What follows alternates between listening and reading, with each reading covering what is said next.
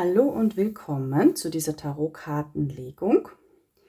Ich stelle für euch jetzt die Frage, wie deine Zukunft mit diesem Mann aussehen wird.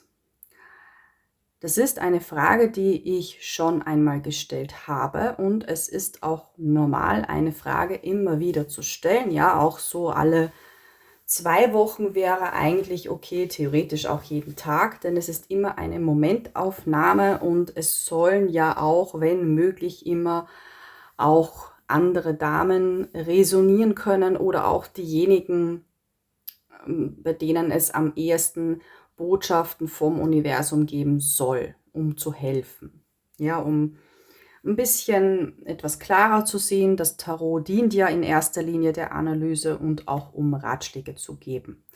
Ihr könnt hier auf 2 Männer schauen, ihr könnt hier auf nur einen Mann schauen. Entweder ihr wählt oder ihr ordnet zu. Ja, ich habe hier 2 Stapel, 2 Steine. Der erste Stapel ist der lila Stein, ein Amethyst. Und der zweite Stapel ist ein weißer Stein, ein Bergkristall. Der lila Stein, der Amethyst, ist der Universalstein für die Spiritualität und der Bergkristall ist der Universalstein für die Energie. Ein allgemeiner Heilstein und ich schaue für euch mit dem Mini-Universal-Tarot. Okay.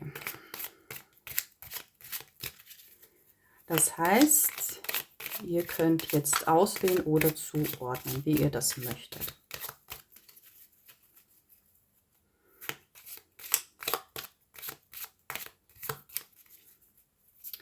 Und solltet ihr euch Stein 2 nicht anschauen, sage ich das hier vor allem für diejenigen, die neu auf meinem Kanal sind. Manchmal lege ich am Schluss einen allgemeinen Ratschlag, der für alle gilt.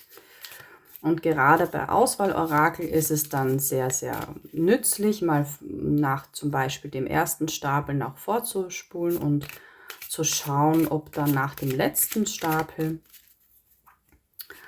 ein allgemeiner Ratschlag noch gelegt wird. Ja, ein Ratschlag auf einen Stapel bezogen, den mache ich natürlich auch noch, solange ich über den Stapel spreche oder über den Mann in dem Fall.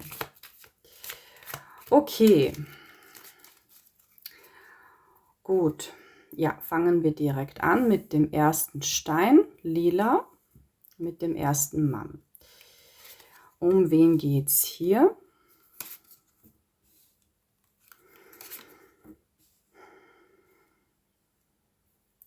Um einen Mann, der sich ein bisschen so gefangen fühlt. Ja, er möchte handeln, aber er kann nicht handeln. Das weißt du auch von ihm. Er fühlt sich hier ein bisschen so entmächtigt. Er fühlt sich ja nicht handlungsfähig. Er kann irgendetwas nicht umsetzen. Das kann auch sein, dass ihr zum Beispiel vorhabt zu heiraten und es ist nicht möglich. Ja, vielleicht stellt sich hier auch ein Familienmitglied in dem Weg, dass es sagt, wenn du diese Frau heiratest, dann erbst du nichts von mir. Oder vielleicht ist es auch aufgrund einer Behörde nicht möglich, aufgrund des Staates nicht möglich. Er ist hier eingeschränkt, aber er möchte mit dir zusammen sein oder vielleicht auch dich heiraten. Okay, dann ein bisschen etwas zu eurer Verbindung.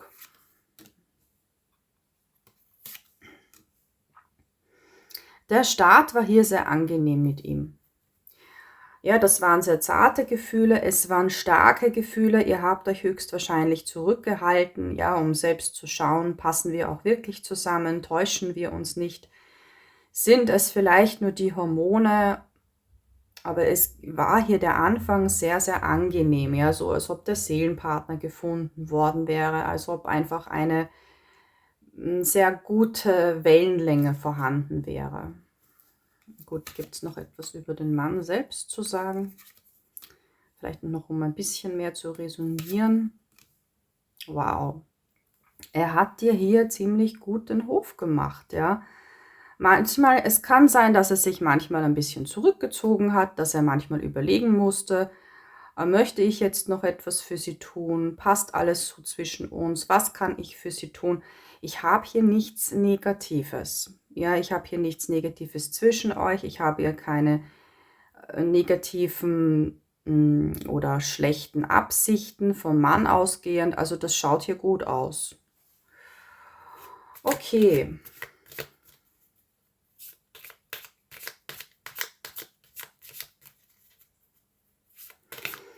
Und wie schaut denn jetzt die Zukunft mit ihm aus? Ja, wenn du mit ihm zusammen bleibst, ja, sofern du nicht gehst, wie schaut denn dann die Zukunft aus? Moment, ich muss das Bild wieder dunkler machen, das ist zu hell. Ja, ich glaube, so geht's. Okay.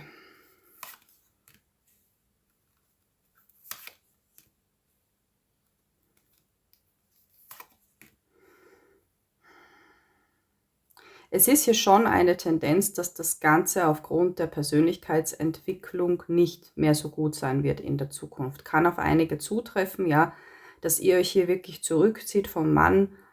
Ja, vielleicht, es gibt immer, also wir verändern uns alle permanent, es gibt nichts Dauerhaftes außer der Veränderung.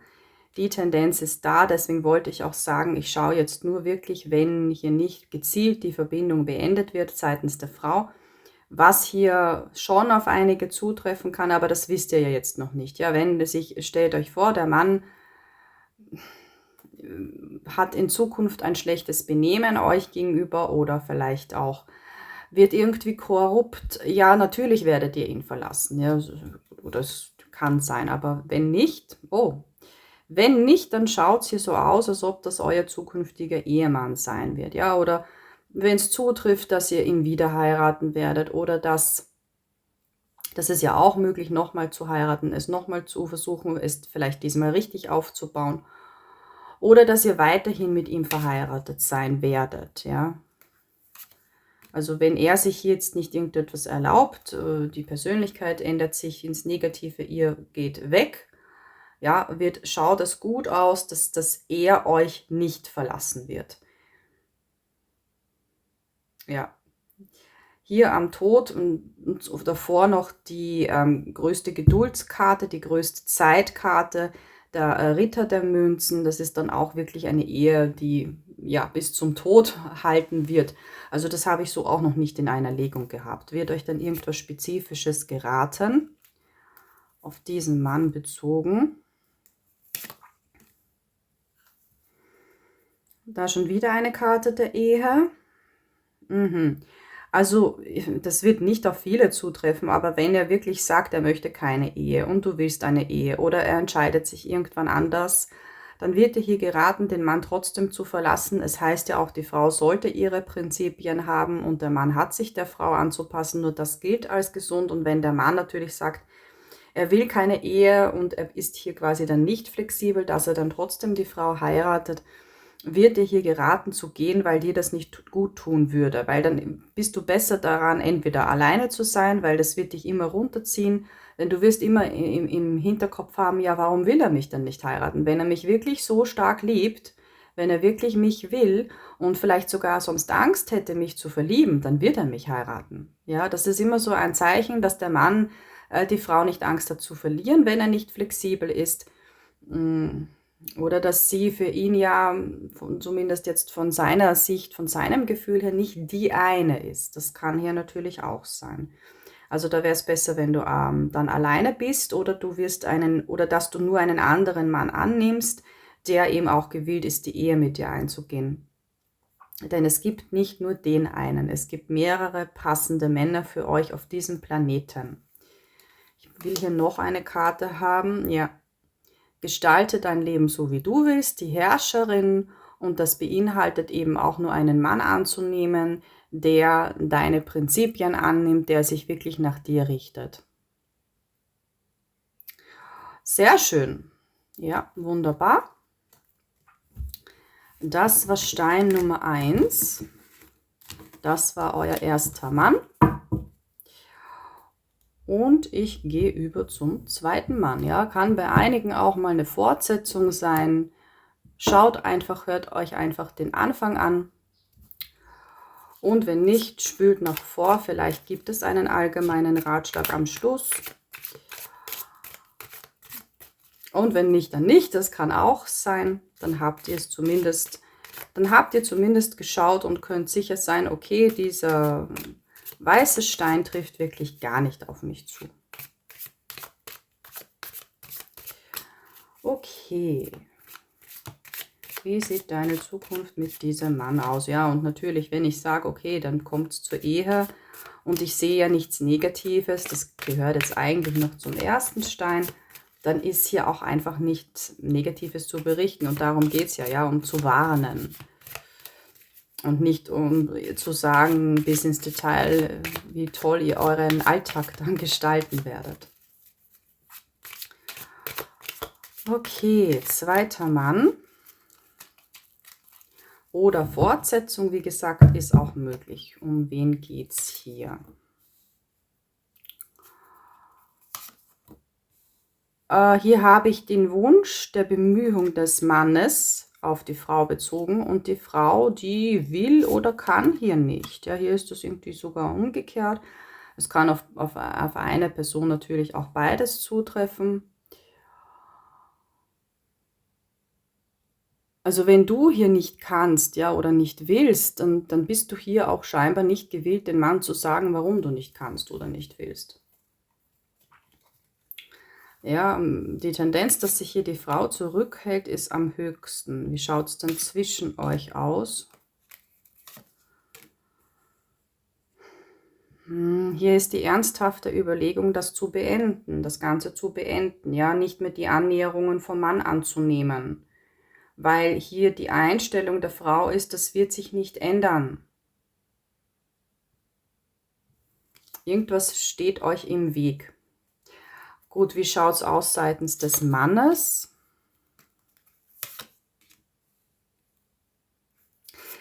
Der ist nicht gewillt, hier eine Lösung zu finden. Ja, der lässt das Ganze schleifen und sagt, okay, wenn es nicht sein soll, soll es nicht sein, aber der ist nicht in dieser aktiven männlichen Energie, eine Lösung zu finden, ja, sich darum zu bemühen, näher an dich ranzukommen oder ja quasi um euch zu kämpfen. Der müsste hier dringend umdenken. Der hat hier nicht eine aktive männliche Energie. Und das geht von ihm aus. Egal welche Umstände das sind, ich sage hier nur seine Energie. Von seiner Energie aus ist kein Impuls, etwas für eure Verbindung zu tun, um dieses Problem zu lösen. Das ist nicht gut. Okay. Das war die Beschreibung. Es geht aber schon weiter, denn ich möchte hier wissen, warum er denn das nicht ändern möchte. Ja, also da schauen wir dann gleich drauf, wie er gerade zu dir steht. Das ist hier wichtig. Warum denn nicht?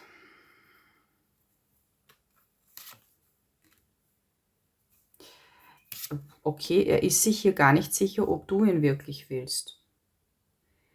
Auch wenn du das gesagt hast, er hat nicht das Gefühl, dass er für dich der Mann ist, den du wirklich willst, ja. Dass er quasi nur einer von vielen sein könnte und du dich auch eigentlich für einen anderen entscheiden könntest. Ja, nicht, dass du ihn betrügst, sondern dass, ja, es ist ja möglich, dass eine Frau mehrere Verehrer hat. Oder er sagt, selbst wenn ein anderer Mann entlangkommen würde und es würde zwischen den beiden funken, dann wählt sie ihn und dann wäre meine Bemühung umsonst gewesen. Also der möchte hier keine Energie geben, keinen Effort machen, weil er sonst glaubt, dass das umsonst sein könnte. Aber es ist nun mal so, wenn der Mann ausreichend die Frau möchte, dann denkt er gar nicht erst so. Ja? Dann setzt er alles daran, dass er die Frau bekommt und auch halten kann. Ja, ist hier wieder eigentlich eine nicht typisch männliche Einstellung. Ich glaube, hier ist das Interesse nicht so groß. Ja, also wenn das sexuelle Interesse, ja, wenn die Anziehung groß genug ist, na schaut, die ist mir fast rausgefallen und gelten für mich normalerweise nicht, aber hier habe ich mir gedacht, nein, die Karte, die passt. Page der Stäbe, die kleinste Anziehung, die es gibt. Ja? Die 3 Stadien des Mannes sind ja Page, Ritter, König, und die Stäbe können unter anderem für die sexuelle Anziehung stehen, weil auch der Stab, vor allem beim Ast der Stäbe, oft wirklich der Stab des Mannes sein kann. Und hier ist eben die Anziehung nicht stark genug, so wie ich es vermutet habe. Wenn die stark genug ist, dann macht er, dann will der dich richtig, dann macht er und denkt nicht drüber nach, oder es hält ihm auch nicht ein Gefühl zurück. Na, wenn ich jetzt was investiere, dann war es vielleicht umsonst. Schaut nicht gut aus, muss ich hier ehrlich gesagt sagen. Aber ich gehe jetzt trotzdem auf die Hauptfrage über. Wie sieht deine Zukunft mit diesem Mann aus? Wie würde sie denn ausschauen? Ja, der wird sich gehen lassen. 9 der Kelche ist auch unter anderem. Ja, es ist schon eine Genusskarte, kann aber auch sein, sich im negativen Sinne gehen zu lassen. Ja, Alkoholkonsum oder Fettleibigkeit, das kann die auch darstellen. Ja, das ist hier wirklich auch, ich mache nichts, ich will nichts. Also selbst wenn du mit ihm zusammenbleibst, das ist genau das, was dann die Konsequenz ist. Wenn der Mann nicht ausreichend an der Frau interessiert ist und sich meistens dann nicht ausreichend um sie bemühen will und es auch nicht tut, selbst wenn eine Frau dann mit diesem Mann irgendwann in eine Ehe kommt, wird es sich gehen lassen. Er wird für die Frau nichts tun oder nur das Allernötigste, aber bloß nicht irgendwie ein Abendessen mal organisieren oder ihr zusätzlich zwischendurch was schenken. Na, bloß keinen zusätzlichen Effort. Wozu denn, ja? Er hat ja keine Angst, sie zu verlieren, weil er hat ja nicht viel in sie investiert, ne? Das wird hier, ich habe hier gleich die Botschaft, das wird hier schlimmer werden, als es im Moment ist oder vielleicht auch, als es in der Vergangenheit bereits war, ja. Du wirst hier viel Bemühung haben, sogar den Mann zu halten, ja, und alles für euch und für eure gemeinsame Zukunft zu investieren. Ja, du wirst hier dann die Magierin sein, das ist die Aktive, die eben die Werkzeuge in der Hand hält, die Ressourcen, und du wirst hier wirklich eine Bemühung haben, um alles zu organisieren, ja, sogar sein Leben, vielleicht auch, dass er eine Arbeit bekommt oder behält. Er wird sozusagen auf der faulen Haut sitzen, selbst wenn du mit ihm zusammen bleibst, muss ich leider sagen. Was wird dir geraten? Schau, dass du in deiner Freude bleibst. Wow, mit 9 der Münzen gleich, dass es dir gut geht. Ja, andere Menschen können dir im Großen und Ganzen egal sein. Wichtig, ich meine damit nicht, dass Ellbogentechnik gut ist. Ja, Rücksichtnahmen, natürlich, das ist wichtig. Aber am wichtigsten ist es, dass es dir in deinem Leben gut geht, weil es dein Leben ist. Das heißt, es soll dir bitte egal sein, auch wenn du ihn verlässt, ob du dir denkst, dann war es eine vielleicht kleine Investition bisher umsonst, oder vielleicht empfindet er ja schon was für mich und dann tue ich ihm weh damit. Also das wird bei dem nicht der Fall sein, ja. Das trifft hier vor allem auf sehr, sehr sensible Frauen zu, auf Frauen, die besonders auf ihre Umgebung schauen und ja, nicht die Umgebung verletzen wollen. Ja, und genau, das ist auch wichtig, kann hier auch auf einige zutreffen, vielleicht auch auf viele. Hier habe ich 4 der Münzen, das Zurückhalten. Es heißt in der Psychologie, sobald der Mann emotional distanziert ist, sollte auch die Frau emotional distanziert sein. Und viele Frauen machen dann den Fehler, wenn der Mann plötzlich weniger von sich gibt, ja, weniger seine Gefühle zeigt, dass sie mehr geben, ja, um ihm zu zeigen, ja, ich will dich aber, schau doch, wie sehr ich dich liebe, schau doch, wie viel ich für dich tue. Und genau das schnürt den Mann ein, das schnürt ihm die Luft ab. Und das bewirkt, wenn dann das Gegenteil, ja, dass er noch weniger macht, weil ein Mann einfach im Gefühl haben muss, dass er sich die Frau verdient hat, und weil zu starke emotionale Nähe von der Frau, wenn sie vom Mann aber nicht genauso kommt, ja, die lässt Männer verscheuchen, sie erdrückt sie. Ja, auch am Anfang, wenn sich ja 2 kennenlernen, wollen Männer immer sofort schnell körperliche Nähe haben und die Frauen wollen schnell emotionale Nähe haben. Ja, sie wollen Sex, wir wollen eine Beziehung. Das ist der grundlegende Unterschied. Und wenn die Frau das ihm zu spüren gibt, ich will unbedingt eine Beziehung oder eine Ehe, ich will ab jetzt nur dich, oder sie ist von ihm extremst fasziniert, himmelt ihn an, das merkt er. Natürlich gibt es Männer, die das ausnutzen, weil sie ist ja von mir fasziniert, also ist sie für mich leicht zu haben. Ja, toll. Aber wenn es einer ist, der in nicht so einer ja, überheblichen bis hin zur narzisstischen Energie ist, dann wird einen normalen Mann, ja, relativ normal, den wird das verscheuchen. Der denkt sich, was hat die einen Vogel? Ja, wir kennen uns nicht, wir sind fremde Menschen füreinander und sie tut so, als ob sie mich kennen würde und als ob sie mich lieben würde. Das ist unlogisch, aber so sind unsere Hormone, das ist das spontane Verliebtsein, ja.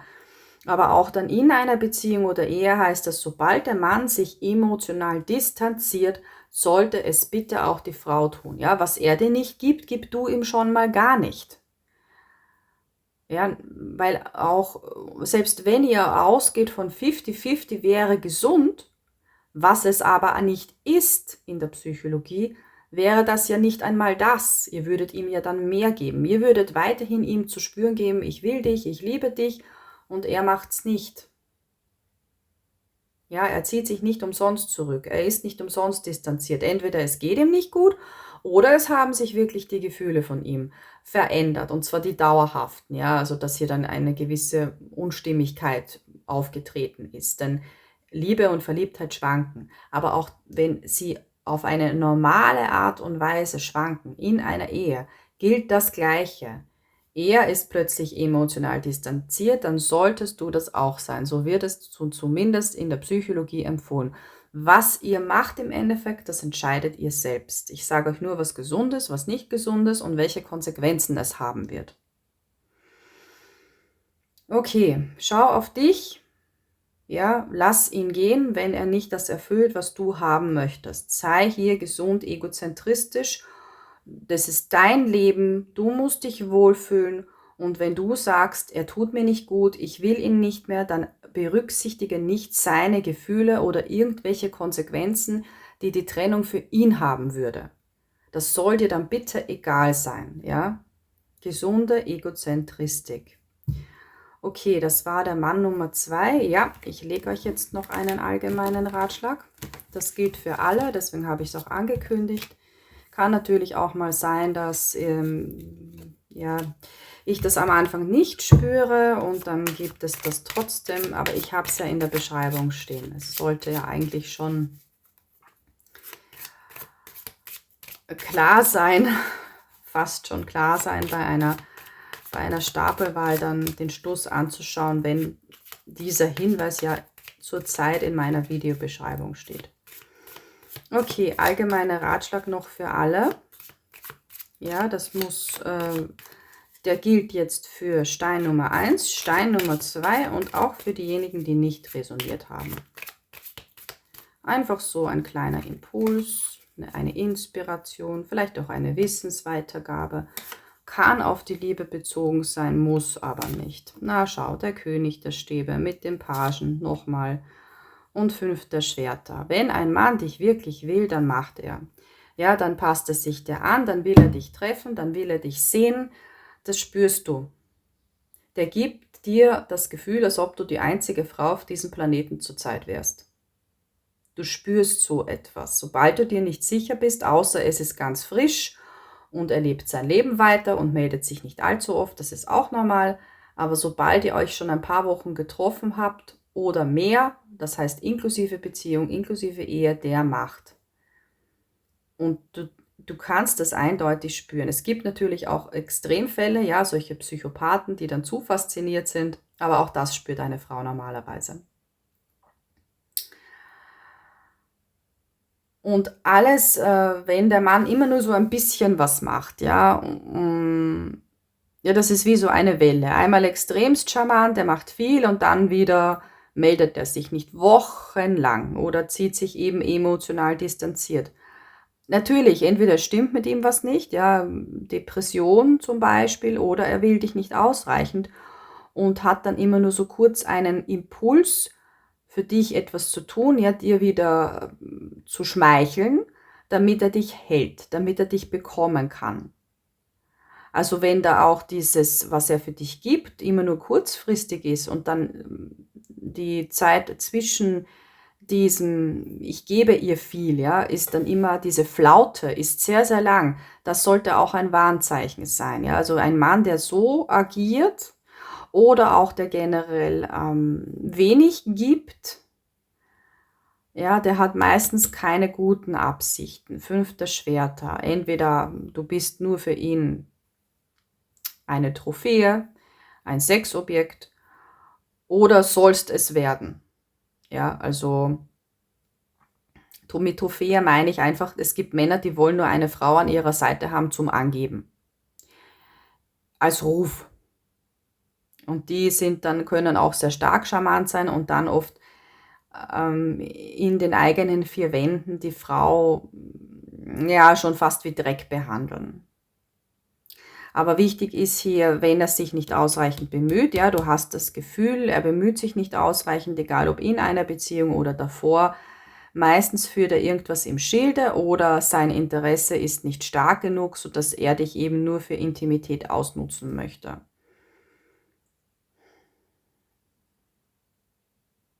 Ja, also eben auch die Psyche der Männer zu kennen, schützt euch selbst auch davor, eure Zeit zu verschwenden an einen Mann, mit dem ihr niemals etwas Gesundes haben werdet. Ja, eine gesunde Beziehung oder eine gesunde Ehe.